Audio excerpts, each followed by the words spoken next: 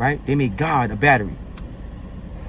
They created a global system to distribute that battery around the world. And every other race has the black man plugged into their outlet. It's almost like they tried to convert God into a battery, and then they created a system globally to distribute that battery into every other culture's outlet. And the black man and the black woman becomes that battery that empowers and charges and energizes every other culture. And they use those outlets, and they have used, and they're still using those outlets every day to create tremendous wealth for their culture, tremendous prosperity for their cultures, tremendous wealth for their families.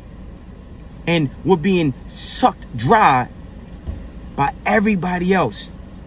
So it's almost like they have made God into a battery. They have been doing this shit for so long. Their outlets have evolved now into mobile devices. Our energy is being harvested through the technology, through the phones, through these mobile devices like a solar panel. And that energy feeds the interests of our colonizers.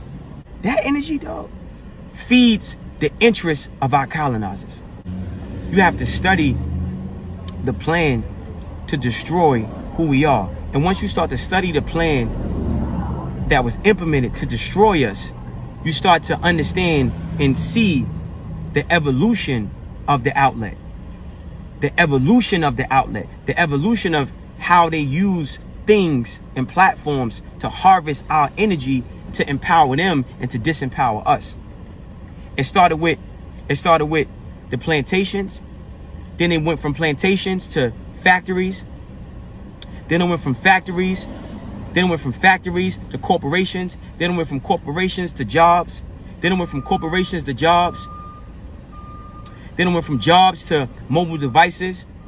And now they're working on the metaverse. All things that they have used to harvest our energy.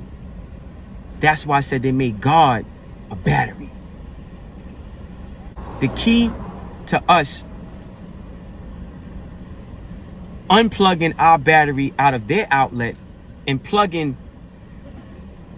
our own battery into our outlet is institutions. We have to own and create institutions. We have to own and create institutions, and we have to have a mentality conducive to ownership and equity. That's why I say all the time, how you think creates how you feel. How you feel becomes an emotion. That emotion becomes a vibration. That vibration becomes a magnet that attracts things to you. So we have to begin to think the thoughts of ownership.